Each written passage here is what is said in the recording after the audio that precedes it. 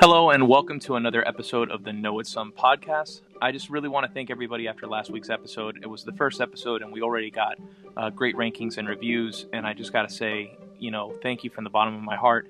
I don't monetize the podcast and I don't plan on doing that anytime soon. So you won't find any advertisers or anything for quite some time.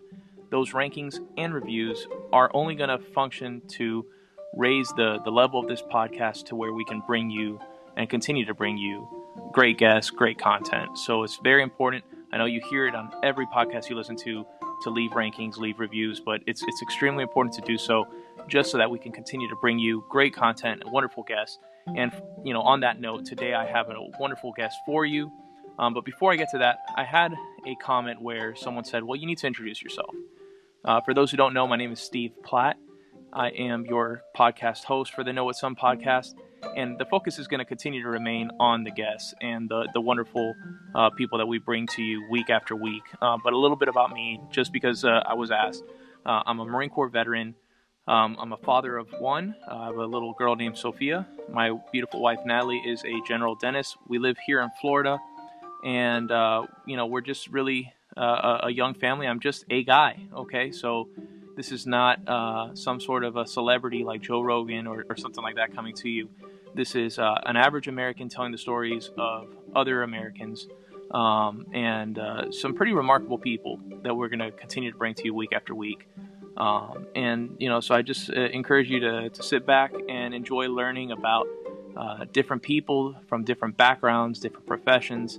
And we're going to mix it up. We're going to have athletes. We're going to have politicians. We're going to have chefs. We're going to have business owners and all sorts of different things, right? Because we want to give you a broad spectrum and allow you to maybe not be a know-it-all, but to know it some. So today's guest is Dr. Laura Irastorza Perry. She's phenomenal. She can be found on Instagram at Physicianally Fit. But she is right now a pediatric GI fellow in Orlando, Florida, and she's about to finish her fellowship and just be a full-fledged pediatric gastroenterologist. She brings a wealth of knowledge on the subject. She's an incredible social media presence, so definitely follow her after the show. And with no further ado, let me just say welcome to Dr. Laura Irastorza Perry.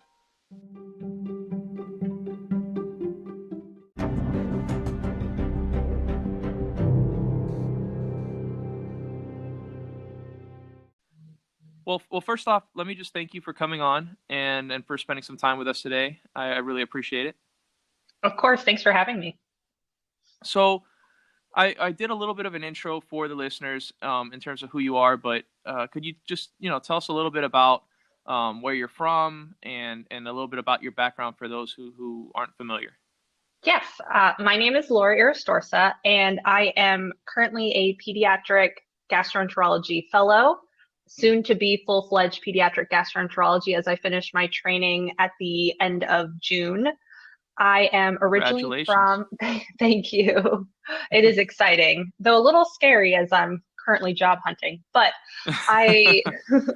I'm originally from Miami, Florida. I grew up there, went to high school there.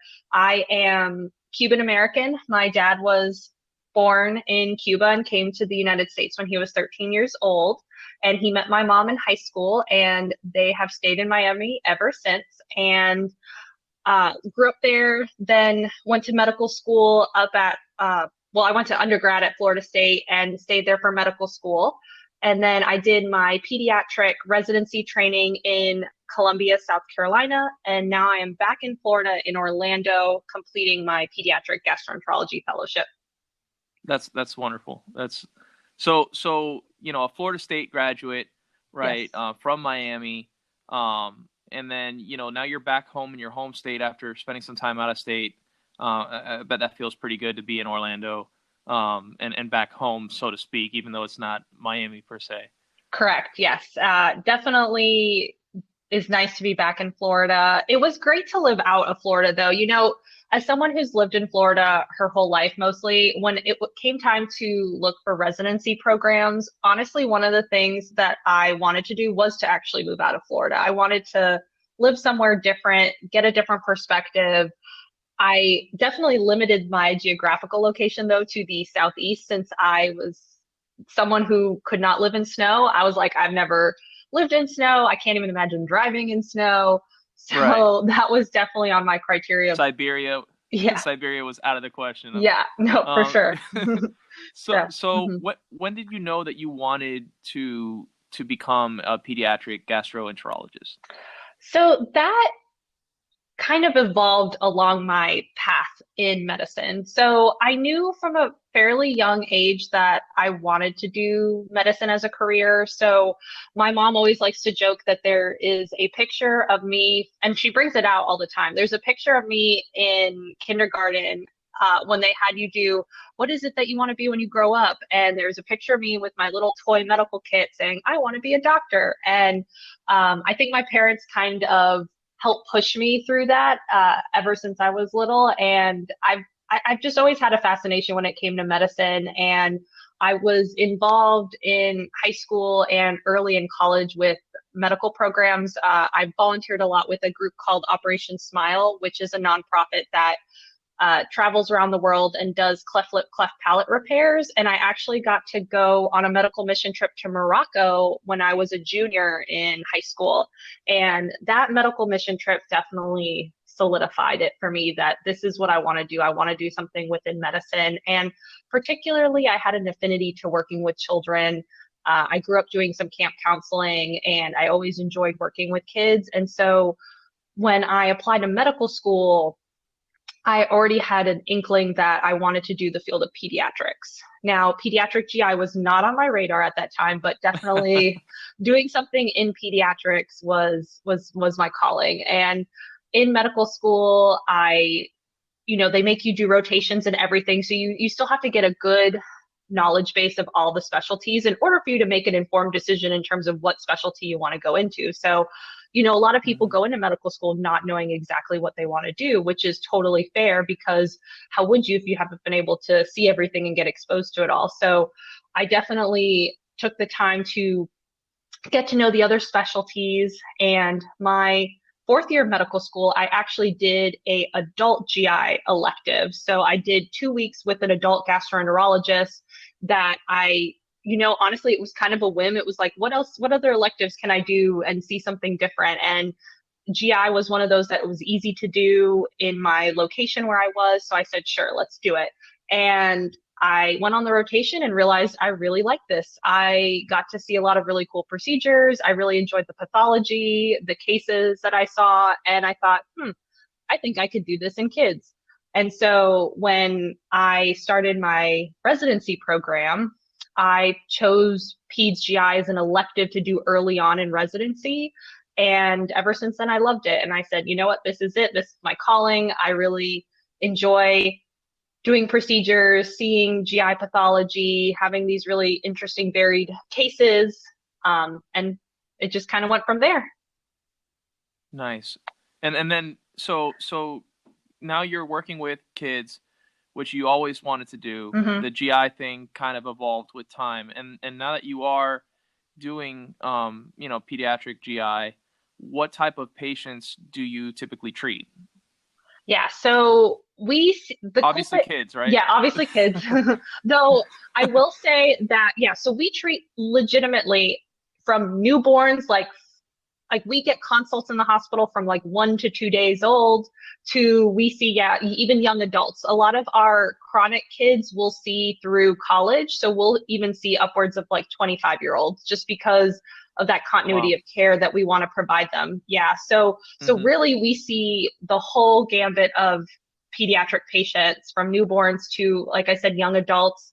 We see a lot of different things, which is really cool. So as a gastroenterologist, you take care of many uh, body systems, even though you think the GI tract's one thing, but it actually encompasses many things. So we take care of kids who have issues with their esophagus. So that includes feeding issues, swallowing problems.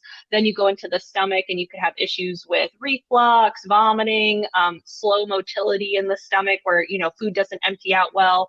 Then you've got all Hmm. your small and large bowel issues. And so that's where any of your colitis, such as Crohn's disease or ulcerative colitis, so any of those chronic inflammatory in conditions. And those are one of the things that we treat. That's a long-term chronic illness that we tend to see our patients very frequently for. We also see motility issues with the GI tract as well. So a lot of issues with constipation or even fast motility issues with diarrhea. And then we also take care of patients with the liver and pancreas issues. So those are two other things within the GI tract that sometimes people don't think about. So we see kids with hepatitis, we see kids with other liver issues, jaundice, liver disease. We take care of liver transplant patients, and then pancreas, the same thing. So kids with inflammation in the pancreas, we take care of those kids as well. And then the last thing that falls under our GI umbrella is nutrition. So we take care of a lot of kids who may be overweight or obese. We run, personally, our clinic where I am right now, we run a healthy lifestyles program. So we do a lot of stuff with kids in terms of teaching them proper nutrition, exercise, counseling, because a lot of what we see in terms of GI is affected by kids' nutrition a lot of times. So for instance, we see kids with fatty liver disease, and that's something that we're seeing earlier and earlier because of, I think, our diet and everything that's going on in today's world. And so, we take care of that whole picture of both, let's focus on your nutrition to then fix the fatty liver. So, so we see a whole gambit of that kind of stuff. And then we see a lot of acute issues too. So, one of the things I see a lot when I'm on call, especially, is foreign bodies. So you get these kids who swallow pennies, they swallow coins, toys, whatever, and that's something that's like a quick fix, and I love that. That's one of the great things about GI is that you have things that you could fix right away, just like these foreign bodies or other acute issues. But then you also have got your kids with chronic illnesses such as chronic liver disease, Crohn's, ulcerative colitis, that you get to build this rapport with the family and the patient. And you get to take care of them for their whole young adult lifehood until you transition them to an adult GI. Developing a real relationship with your patients. Yeah. It's not a one-time transaction with those. Correct. Patients. That's pretty amazing. I bet people would be surprised at what you find what foreign bodies you find that children have swallowed. Yes, that could be a whole nother podcast in and of itself.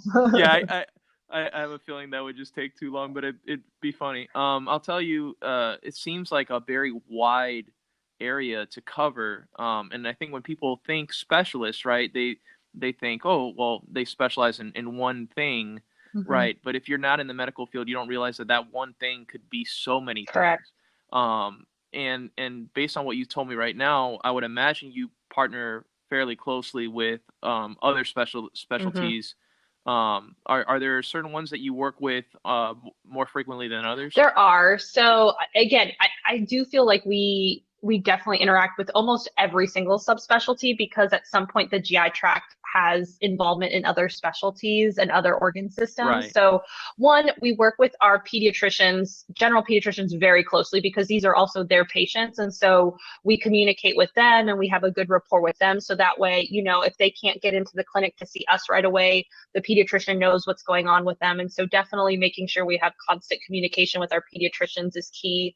I would say then the specialty we work with the most is our pediatric surgeons. And the reason for that is because we see a lot of kids who require feeding tubes, such as G tubes. And so they help us sometimes place those or sometimes help manage some of the G tube issues. Also, if we have patients who get obstructed, who require surgical intervention, we tend to work really closely with them because they tend to have concurrent surgical and GI issues. Also, our Crohn's and ulcerative colitis patients sometimes require surgical intervention. So, ulcerative colitis, if it gets so severe, you may need your entire colon removed and you may need a colectomy. And so, we have to know our pediatric surgeons very well to know who to refer to and who to work with. So I would say our surgeons are very important, especially even if you go into transplant. So, we do take care of kids, like I said, with liver transplant, or we actually take care of kids with what's called multivisceral transplant, which means that they've had multiple organs transplanted, which may include liver and intestine, which is possible. And we take care of these kids. And so, again, the surgeons are really important. It's definitely a multidisciplinary approach when it comes to some of these more chronic kids. Mm-hmm. Outside of surgery, I say we work closely with our endocrinologists, as again, I said, with some of our healthy lifestyles patients, those who may be overweight, obese, they may have diabetes or other endocrine issues. And so we work closely with our endocrinologist.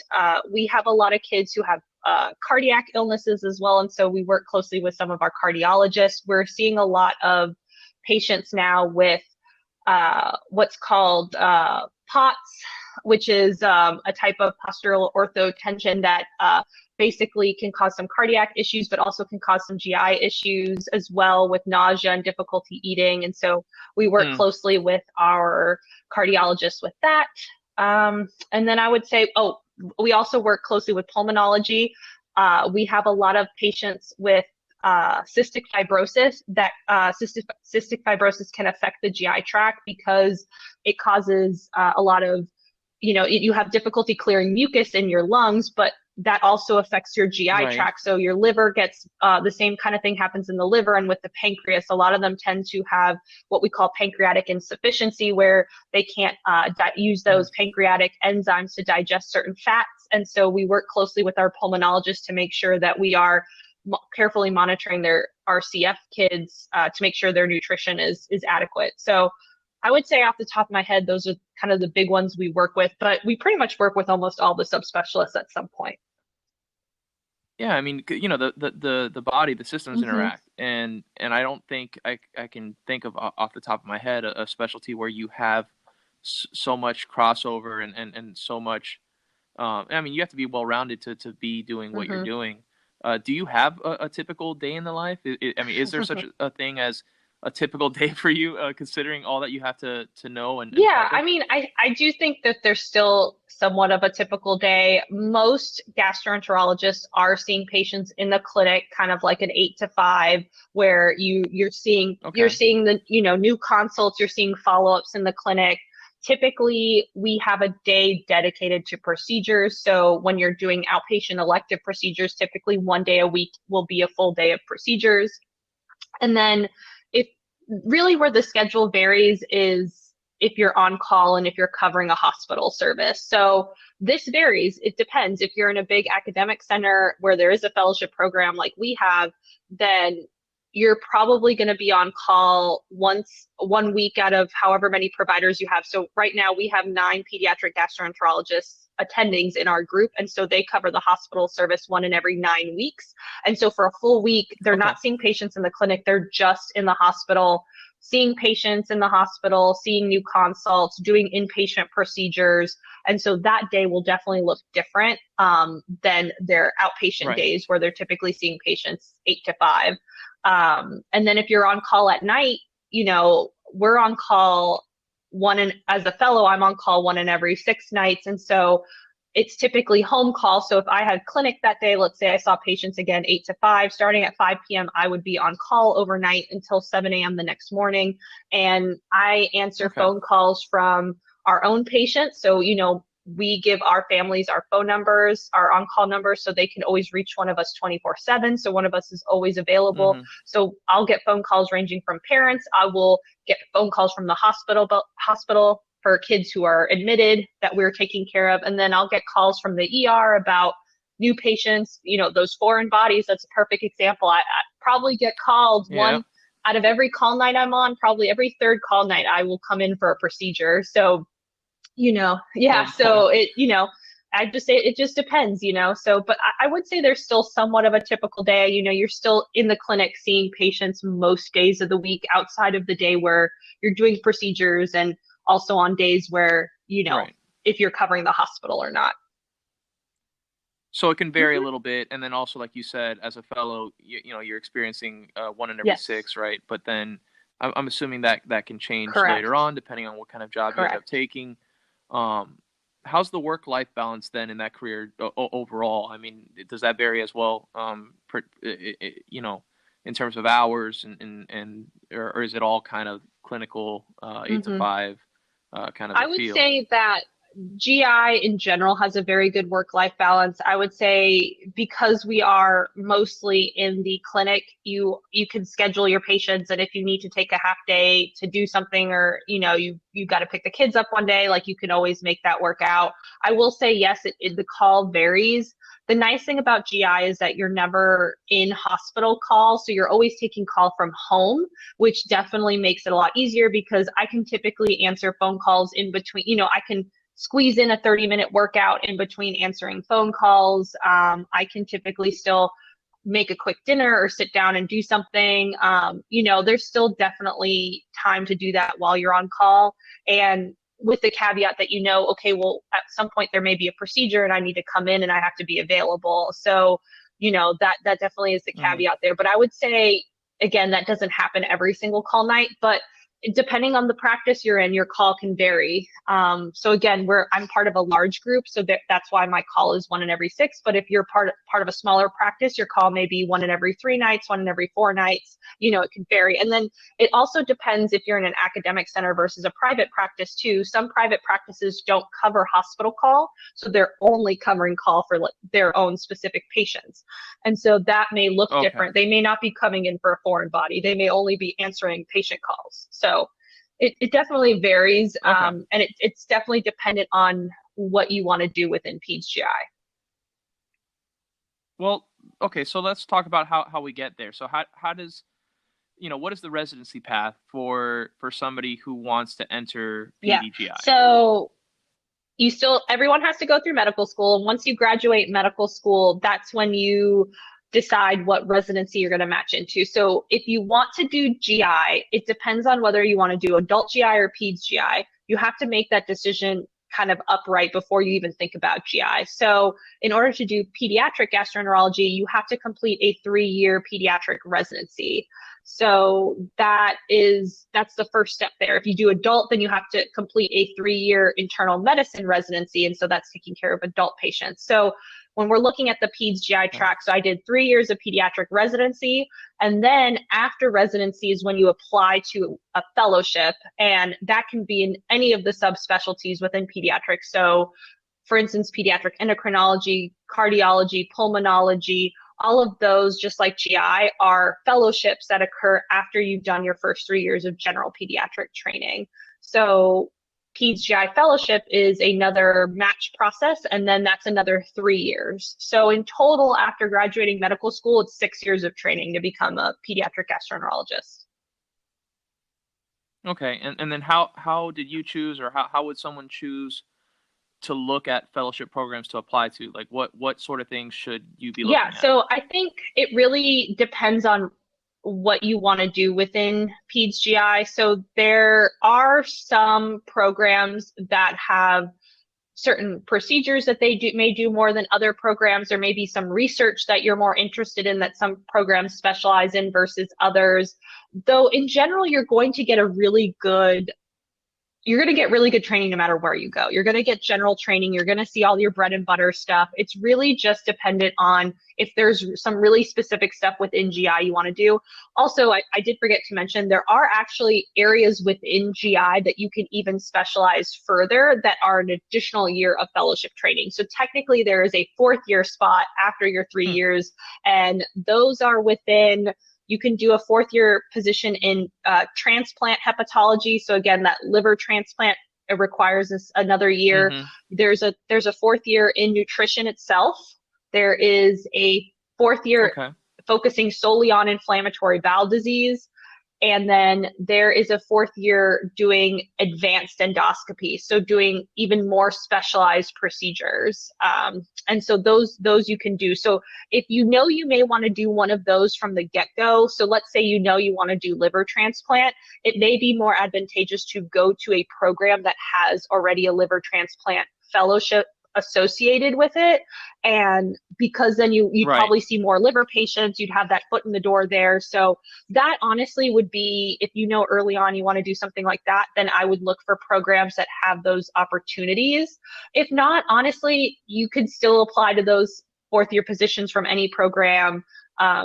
There's really nothing that prevents you from doing that. And so for me, when I was looking at fellowship programs, honestly, geographical location was the most important thing for me. And then getting a good sense Right. of like a good gut feeling about the program. So for me, you know, I wanted to be in a program where I felt like I was going to be welcome, that I was going to be part of a family, and definitely the group that I'm in immediately like takes you in. We have, you know, they really enjoy working with the fellows. They're great at teaching, and so I just got a very good vibe from the program I'm in now. And I definitely think when I talk to people who are interested in medicine and they're looking into residencies and fellowship programs, that's probably honestly one of the most important things is you have to feel good about the program you're going to. You have to feel like this is the best fit for you.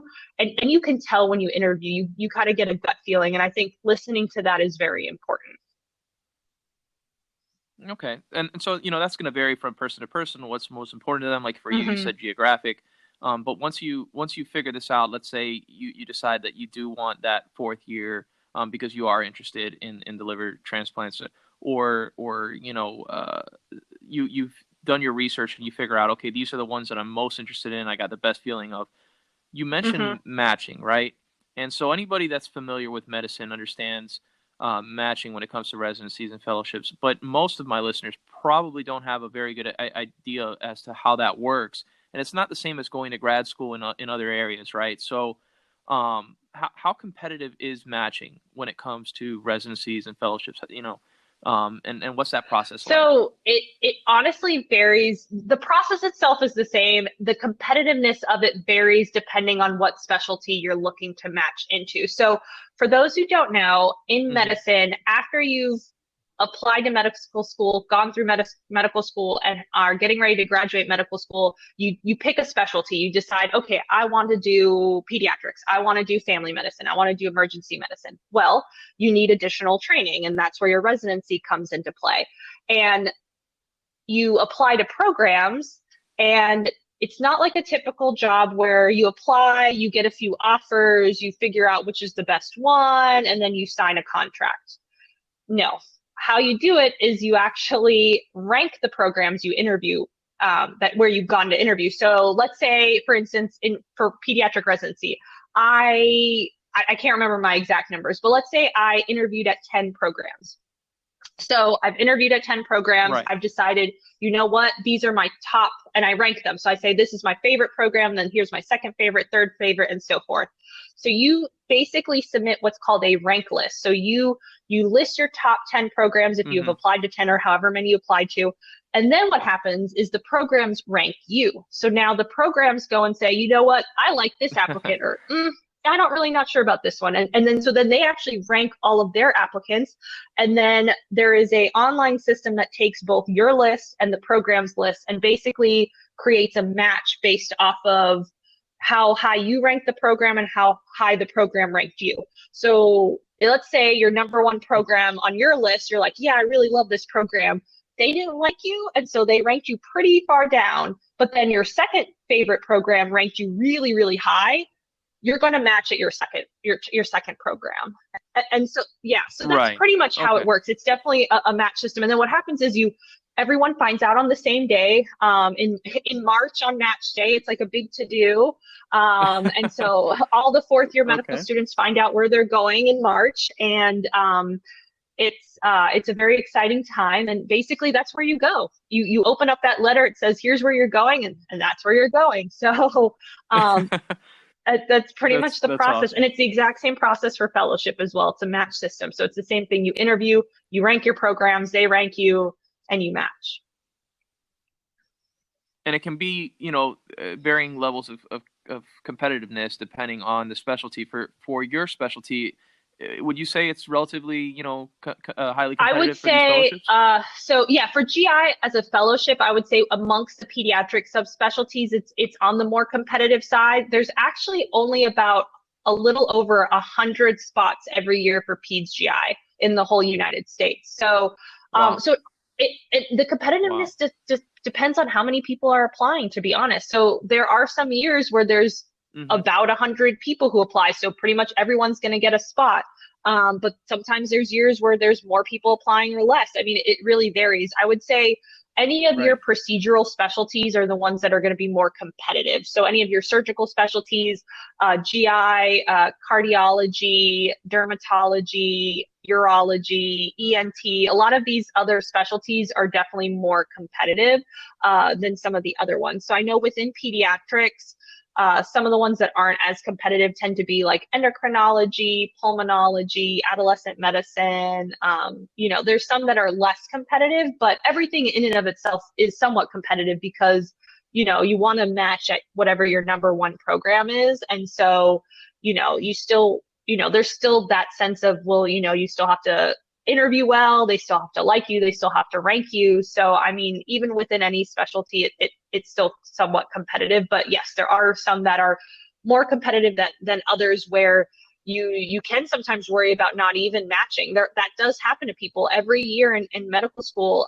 There are Oof. people who don't even match into a residency program, and they have to either scramble and try to find an open spot somewhere, or they have to wait a whole year and reapply. So, I mean, it definitely happens, and it's definitely a reality for some people. So, it Yeah, would. that'd be a gut punch. I'm glad that didn't happen to me, but I mean, I know I have friends who that happened to, and it's unfortunate. You go all this time, and now you have to sit through and wait again. So, yeah, I'm grateful. Mm. Now, well, congratulations once again on the path that you've taken. It's been remarkable to kind of be a bystander and see it from the sidelines. But going back to what you do now, you did a great job of describing the clinical aspects of what you do. Is there a research component of some sort that you're involved in, or does that vary again from position to position? Are you doing any sort of Yes, research I in your am. field? Actually, research is very important in the PEDS GI realm. It's actually a requirement of our fellowship program. So so Oh actually, in wow. order for me to even sit for my GI boards, I have to prove that I've either published a paper or that I've contributed some sort of research project to my program. So yes, it's actually a requirement for our subspecialty. And I think that's because we rely so heavily on research in order to make advancements in our field of medicine. And this goes across all medical specialties.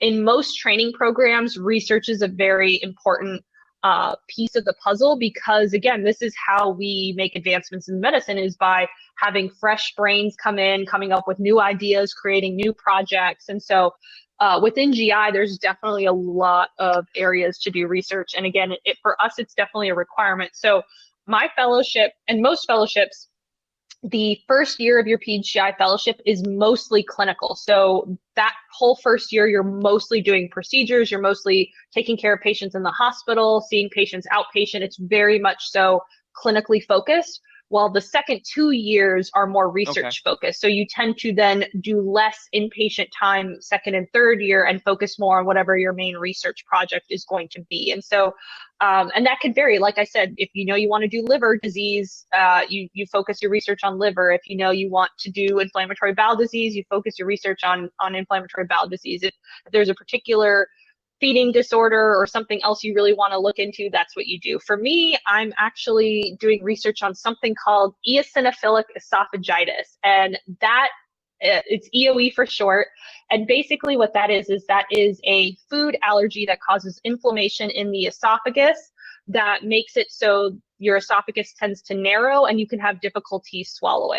All right. So, what do you like most about being a PGI fellow and soon to be, just full-fledged doctor? What do you like most about it? What do you like the least? Are there parts that you enjoy more than others? So I definitely, I really like most of it, to be honest. I mean, GI definitely was a calling for me where I really enjoyed most of the aspects of the job. I really love procedures. That's probably one of my favorite things to do.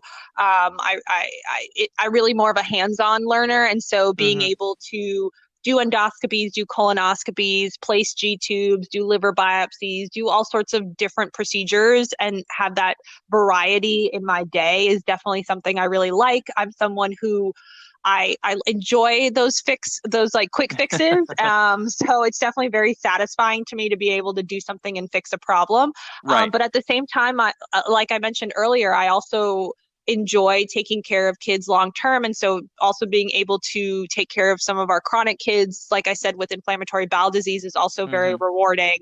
I would say, there's always a least favorite thing you like. And I would say this goes for probably most people in medicine. It's dealing with insurance companies, and it's dealing with, especially so within pediatrics, there's a lot of medications that are technically not approved in kids, but we use all the time, and people don't realize we use things off label all the time, even though that's like standard of care for us. But because of that, there's a lot of hoops we have to jump through in terms of getting things approved through their insurance companies. And, depending on what insurance the kid has, you could prescribe the same medication to 6 kids, and 3 of those kids, it'll be covered, no problem. The other 3, the company will say, nope, can't use that. You have to use this medication, or you have to prove that they've failed 2 other medications before you can give them the 3rd medication. And, you have to do what's called a prior authorization, where you have to write a letter to the insurance company and say, my patient really needs this drug, and here is why. So there's definitely a lot of red tape when it comes to being able to sometimes treat our patients that, people don't necessarily see or know about, because, they come and they see the doctor, and I'm like, okay, I want to prescribe this, that, and the other.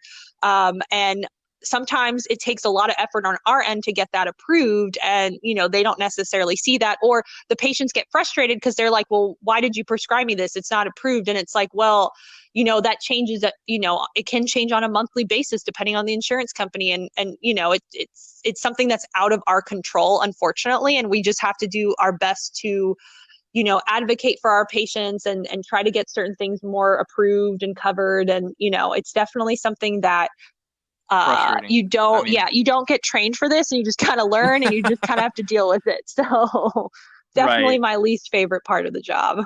So I was going to ask you, and it seems like this is the right time to do so, about the biggest challenges facing folks in your specialty. And I would imagine having to deal with insurance companies is definitely one of them. Are there other, major challenges facing your industry at the moment? I would say, or would you say that that's one of the biggest ones right there, is dealing with insurance? Yeah, I mean, I would definitely say that, wanting to just be able to treat our patients and do what we know is best for them sometimes can be challenging when you are fighting with insurance companies.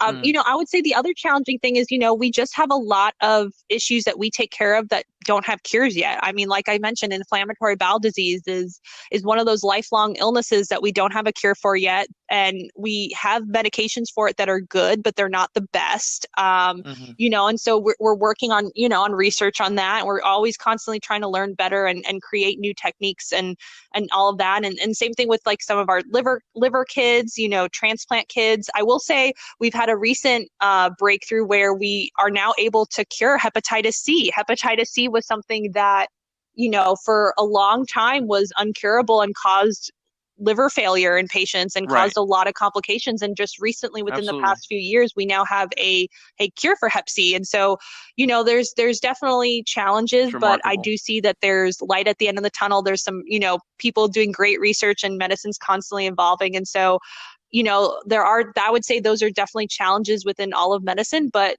by doing research and, by continuing to come up with ideas, I feel like we can overcome those and continue to just do what's right for our patients and help them moving forward. Okay. And then has the job changed at all due to COVID, or is it roughly about the same as it was prior to the pandemic?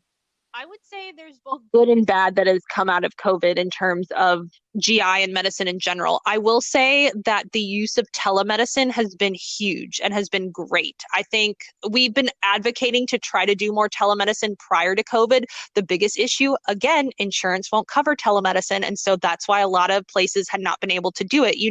As a subspecialty, we can't be in some of these smaller cities. And so some people drive over an hour to get to us to see us in clinic because, if they live in a place that doesn't have GI, then, they're limited by their options. And so, telemedicine definitely, once COVID hit, we switched immediately pretty quickly. And a lot of specialties did to try to come up with a good platform to do telehealth visits. And, it's great. I mean, we can see more patients within a telehealth visit. We can see these kids who now don't need to necessarily drive an hour every time they want to see us. I mean, I think we can balance, every other visit having to be in person versus being a telehealth visit. And so I definitely think that was an impact on the field of medicine in general. But I think it ended up being one of those silver linings, because I think this is now telemedicine. I'm hoping is here to stay now. And so we'll continue to use it moving forward, which I think, again, very helpful for our patients who may live in rural areas who don't necessarily have as great access to GI all the time. I will say the other thing, though, is it did impact our procedures. And so a lot of practices had to, we did have to, we lost staff. I'm not, our hospital, we had to like cut back on certain things. And so, people were moved around, staff had to be let go. I do know a lot of physicians actually experienced maybe some salary cuts. And I know as a fellow right now looking for jobs, it is not easy looking for jobs right now. A lot of hospitals still have hiring freezes in place. A lot of universities have hiring freezes in place. A lot of private practices are hesitant about adding on another person since they're not necessarily back to full capacity. Right. So, I can understand that. Yeah, so I will say, unfortunately, that has definitely had an impact on GI and even in medicine in general. Is, I think we're learning to work with this new normal, and we'll take what we can, like I said, the silver linings from this, but we will, have to make some changes and have to make do. And I think with the pandemic, that's definitely been the biggest thing. Is we've done less procedures. We've had to necessarily cut back seeing some patients, but then, with telemedicine, we've definitely been able to start to bring those numbers back up and get those patients seen. Okay. Now, if you had to go back, and do this all over again, would you have chosen peds GI, and is there anything that maybe you would have done differently had you known then what you know now regarding maybe your fellowship or earlier in your educational career? Tell me a little bit more about maybe what you might have done differently if you could go back and do it all over. So within medicine, I would say I would definitely have done it all. I would do it all over again in terms of peds GI, hands down. I love Awesome. this specialty. I really enjoy even my path to it. I've enjoyed my fellowship program. I loved where I did residency. I wouldn't change anything about that. The only thing I may have done differently, like if I'd gone way back when, is, one of the things that, and I think a lot more people are realizing this now, but there's a lot of different ways to get into medicine that doesn't necessarily require being a doctor.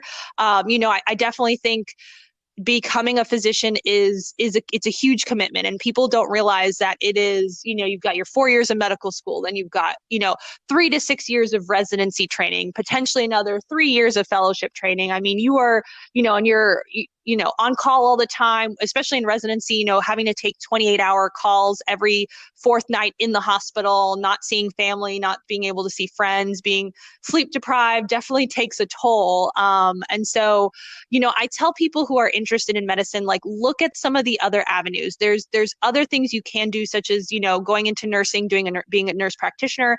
You could do a PA, go to PA school. I had no idea that a PA was a thing, like physician's assistant was even a thing when I was looking to get into medicine.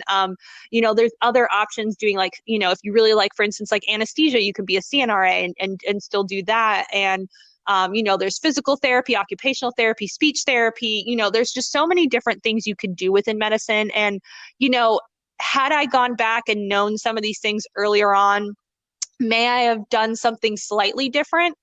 Maybe. It's hard for me to say, but I do like to tell people that there are other options within medicine, because becoming a physician is definitely a commitment, and you definitely have to know you really want to do this. So, right. And there's nothing better than knowing all your options and understanding all your options before you make a decision, right? Correct.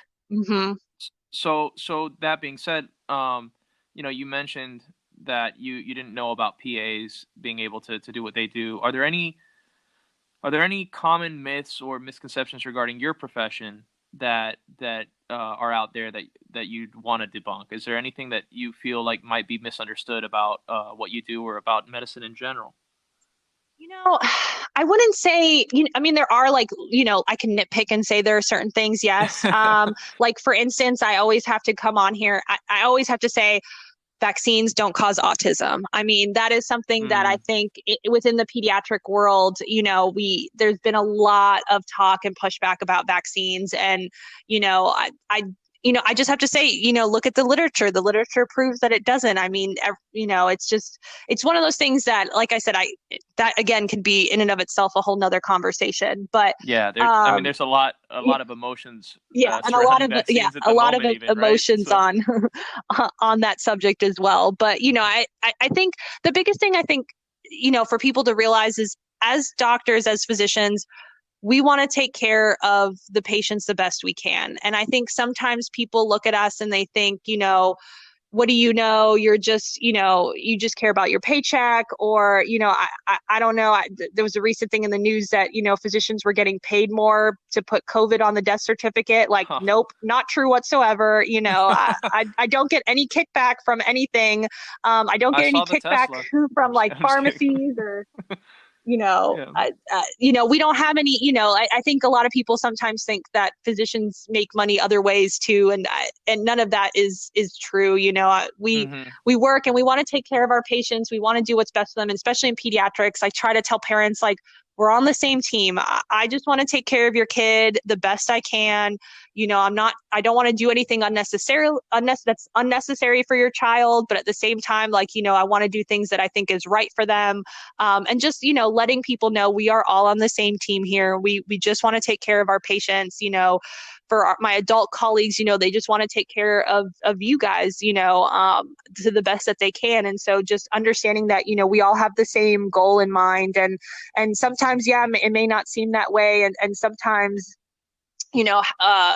sometimes it may be difficult for us to break things down to more layman's terms, but understand that, like I said, we're just trying to do what's best for our patients. Okay. Now, I'm going to ask you a question that you might not have been prepared for, but it just crossed my mind. My wife's a general dentist, and she started practicing right out of dental school. She graduated a year early.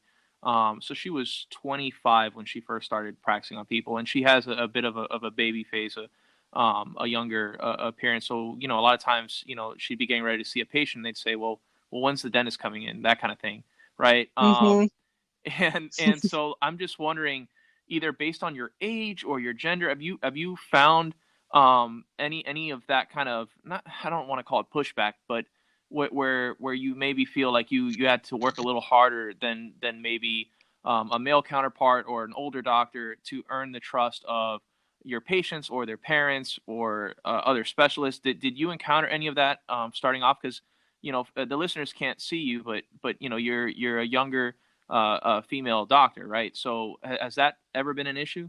Absolutely. Definitely. I would say this is, being a female in medicine, you already start off, I think, on a lower foot than your male colleagues. It's just it's just one of those preconceived notions that people have. I can't tell you how many times I've walked in a room and they say, "Oh, the nurse is here. Hold on." Or ask, after I've had a whole conversation with them, they page the nurse and they're like, "So when's the doctor coming in?" They think that the male med student next to me is the doctor. I can't tell you how many times I've been confused, even after introducing myself as, "Hello, I am Dr. Irastorza. I am your doctor today." Like saying these things very clearly.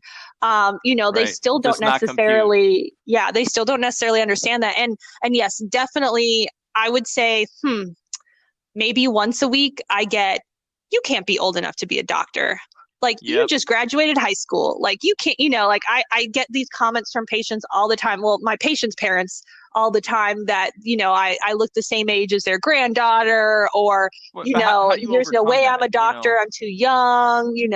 I've definitely, I've heard the whole range. So I definitely think, yes, being a female in medicine has its challenges. And that's one of those that we're definitely trying to fight and break down that stigma. And I will say the good news is that the matriculation rate in medical schools is now, it was when I was in medical school closer to 50-50 in terms of male and female. And actually, I believe last year or the year before, females now comprise more of medical school applicants and acceptees than males do. So I do think now the ratio is changing. So I think, we're going to see more women in these male dominated specialties. And so hopefully with time, that'll start to break down that stigma.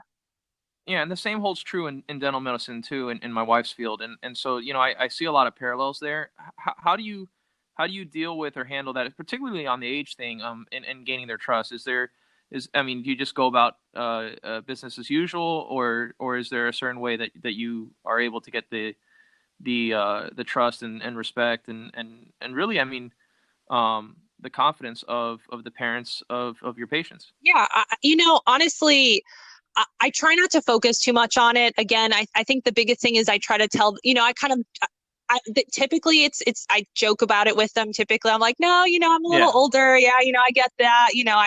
I try to downplay it for sure. Just because I don't want that to become the focus of the conversation. Absolutely. It's the best way to handle it. I definitely think that, once I make it very clear that, my interests are just taking care of their child and that, I am experienced in XYZ, I try to explain what I'm doing as I'm going. And so I think just showing, just talking through with the parents and doing what I do on a daily basis, I think they realize like, okay, like once I start educating them on whatever the issue is. So if it's a kid who's constipated and I'm talking about constipation and how the bowels work and everything like that, I think they start to realize like, oh, she knows what she's talking about, Yep. Let them find out for themselves. Yeah. Pretty much, I try to just, build a rapport with them, joke about things and just like make them feel comfortable. I think is the biggest thing. I will say, interestingly, the other thing that sometimes it's not necessarily my age or, that kind of stuff within pediatrics. I will say that sometimes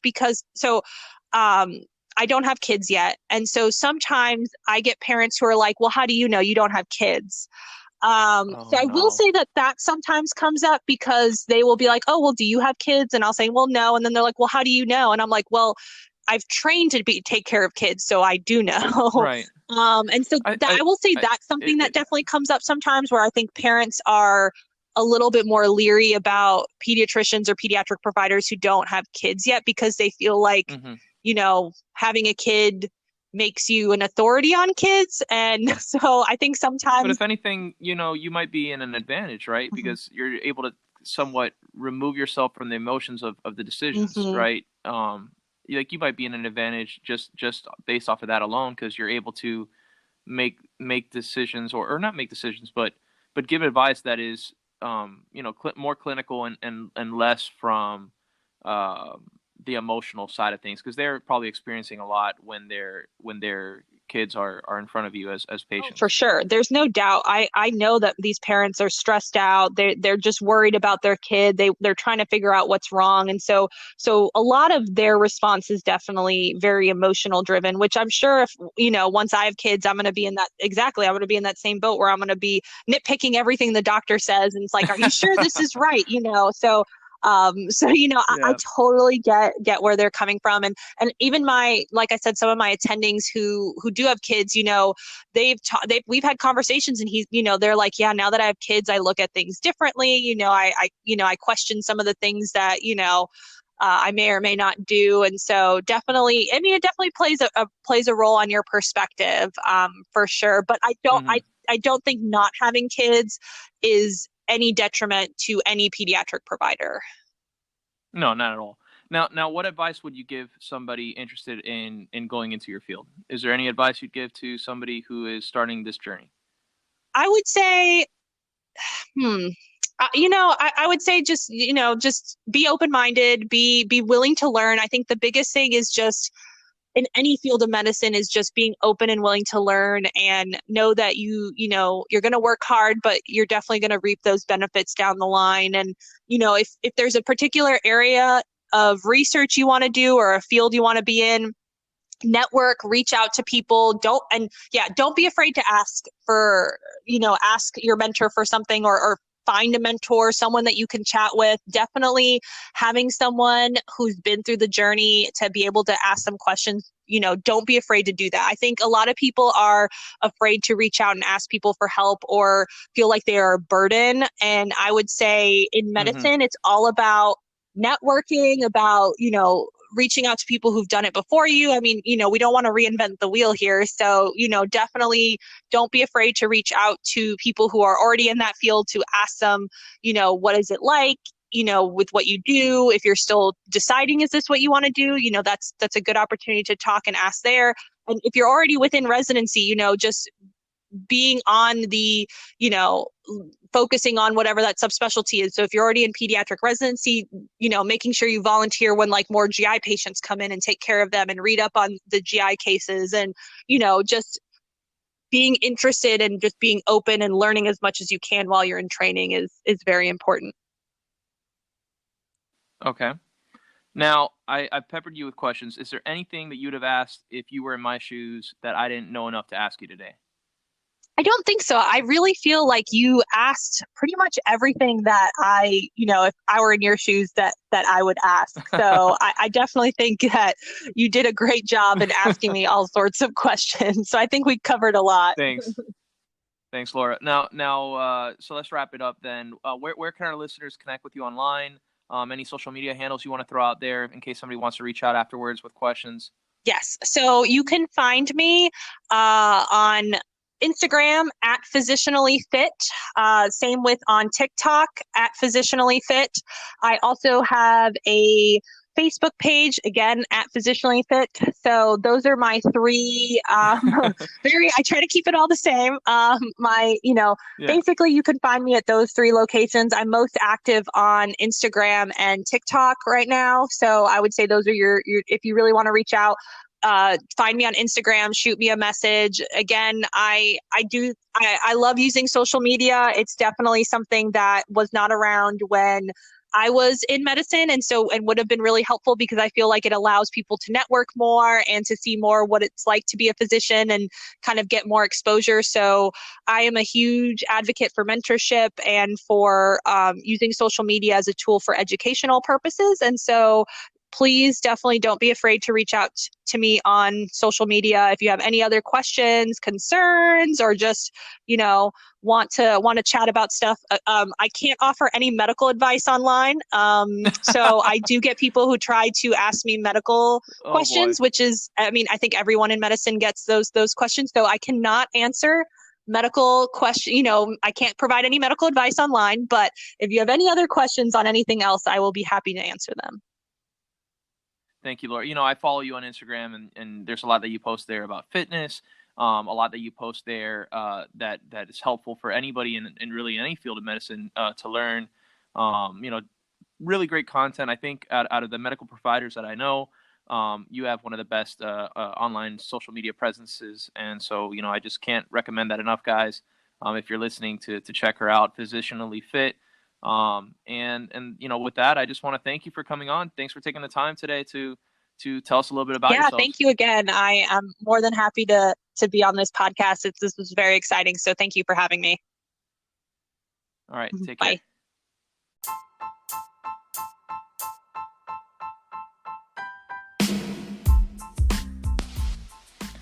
And that'll do it for another episode of the Know It Some podcast. My thanks again to Dr. Laura Irastorza Perry for coming on and sharing her experiences with us and her knowledge. And I just want to encourage everybody, again, please, not for me, not for a pat on the back, but just so that our podcast can continue to bring you great content week after week, go leave a short review, give us a 5-star ranking on Apple Podcasts or wherever you listen to your podcast. And just want to thank you guys all for the support. See you again next week with another great episode of the Know It Some podcast.